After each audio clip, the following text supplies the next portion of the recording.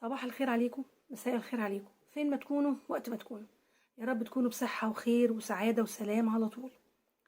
احنا النهاردة معانا في قناتنا أكلات وفضفضات أفلام عبقرية بس منسية. فيلم فوق الرائع لسيدة الشاشة العربية الأستاذة فاتن حمامة. فيلم حلو جدا.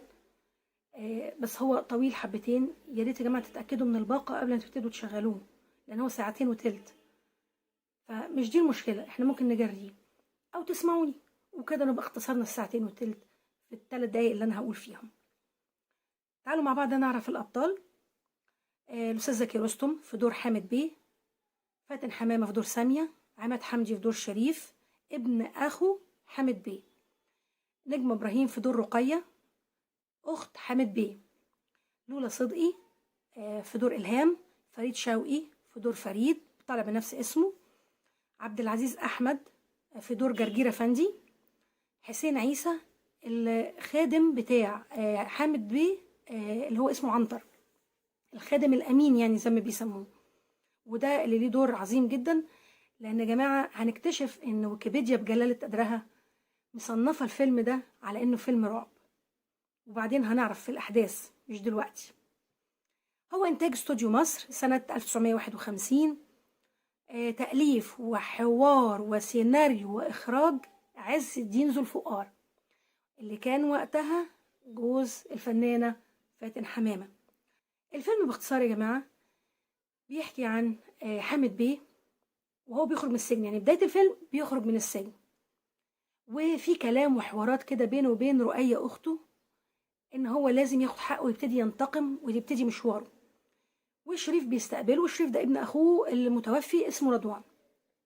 بيروح البيت وبيفهمها خطته ازاي هيقدر يسيطر على أعدائه بالفلوس، لأن هو فعلا ابتدى خطته من هو في السجن عن طريق المحامي بتاعه. مين بقى أعدائه؟ فريد وإلهام. شايل لهم ضغينة جامدة قوي طول الفيلم من أول الفيلم، لأن هم السبب في دخوله السجن وقعد 20 سنة شبابه كله راح ظلم. وده فعلا بيبان في الفيلم بعدين، لأن قصته فعلا مشوقة. وطول ما احنا ماشيين احنا مش عارفين فين الحقيقة، عارفين ان في ظلم حصل، لكن ليه وبسبب ايه هنعرف يمكن في آخر الفيلم. المهم هو بيقول لها ايه، انا هروح اخد حقي منهم دلوقتي. فبتقول له بس فريد مات، فبيتضايق، بيقول لها انا لازم اعذب ارواحهم. فبيروح يلاقي برضو الهام اللي هي لولا صدقي على فراش الموت، مفيش لحظات وبتموت. بيبقى ما قداموش غير ثانيه ياخد حقه منها، لان هو عنده اعتقاد ان هو كده بيعذب ارواحهم عن طريق تعذيبها هي في الارض. وفعلا بيحاول يقول لها ده انا الحنين ده انا الطيب، لكن هي بتقرب من شريف لان من نفس عمرها. لكن هو بيقول لها انا اللي هتجوزك وهتيجي عندي وهحميكي ومش عارف ايه. فبتخاف وبتتخض وبتحكي لشريف، بيقول لها انا ما اقدرش اتكلم ده عمي. فبتتجوزه فعلا وبتتنقل معاه لبيته. ومن هنا بتبتدي المشكله، هو مش متجوزها طبعا عشان يهنيها، هو متجوزها عشان يعذبها. ومن هنا بنستكشف يا جماعه ان الرجل المستذئب حقيقه واقع، لان هو خلى الخدام عنتر بتاعه يحط اسنان وباروكه وشعر ومش عارف ايه على انه مستذئب، ويرعبها طول الليل علشان عايز يثبت في اخر الفيلم ان هي مجنونه ويدخلها مستشفى المجانين ويخلص منها. بيحاول شريف وجرجير افندي يهربوها، وطبعا المحاوله بتبوء بالفشل. بترجع تاني البيت، وبيجي الدكتور يكشف عليها يكتشف ان هي حامل. فحامد بيتهد شويه وبيراعيها لغايه ما تولد وبتدي يهدى عليها، وبيقول لها سامحيني احنا خلاص هنبتدي من هنا صفحه جديده. فبتقول له طب انت ليه كنت متضايق من اهلي؟ ما بيرضاش يرد. طبعا رؤية دورها مش خلص هنا، لا ده دورها بقى ان هي بتديها مفتاح المكتب اللي فيه كل مذكراته اللي بتحكي عن التاريخ الاسود ده. فبتكتشف ان امها وابوها اللي هم الهام وفريد كانوا هم السبب انه دخلوه السجن، عن طريق ان هم اتهموه بالزور ان هو قتل جوز الهام الاولاني اللي هو كامل بيه علشان يفضلها الجو مع فريد. وفريد كان جوز رؤية وكانت بتحبه، بس هو باعها وطلقها بمجرد ما كامل مات، واخوها حامد اتسجن وراح لإلهام واتجوزها وجابوا سامية. فطبعا بتعذره، بتقول له سامحهم ارجوك وسامحني وهنعيش في تبات ونبات.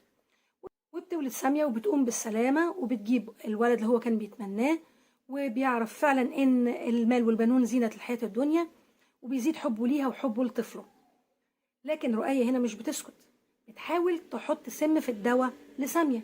بيدخل هو على فجأة، لان هو طبعا كان مسخر كل خدمه لخدمتها، فبيقولوا له الحق، فبياخد هو الدواء، بيحاول هو يشربه قدام رؤية اللي بتخاف على اخوها، فبتنطر الكوبايه، فبيضربها وبيطلعها بره.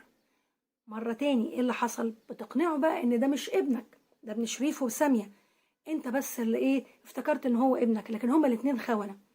فبيحاول يضرب سامية وبيحاول يأذي الطفل ويرميه، وهي عيني اتبهدلت خالص. فاتن حمامة بصراحة في المشهد ده. فطبعا رؤية تسكت، دورها بيخلص استحالة، بتجيب اي حاجة تقيلة قدامها وبتحاول تخبط دماغ سامية، لكن مع الأسف بتيجي طبعا في دماغ أخوها حامد وبيقع، لغاية ما بينده عنتر وبيقول له ايه، امسكها.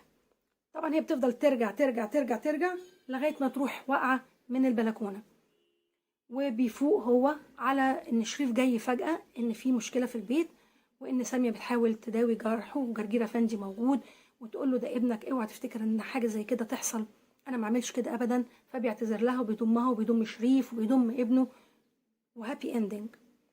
طبعا يا جماعة انا مش هقدر اتكلم عن اداء الاستاذ زكي رستم، او سيدة الشاشة العربية استاذة فاتن حمامة، او عماد حمدي، طبعا فتى الشاشة الاول وقتها. اتمنى تشوفوا الفيلم، هيعجبكم جدا. قصة هو ما فيهوش غنى خالص غير اغنية واحدة، ما فيهوش رقص، تمثيل من اجل التمثيل، سيناريو حوار رائع، هتندمجوا فيه جدا. واتمنى ان هو يبسطكم وتتابعوه وتقولوا لي رايكم في الكومنتات والتعليقات، وهستنى ارائكم في القناة او على صفحة الفيسبوك. واهلا وسهلا بكم.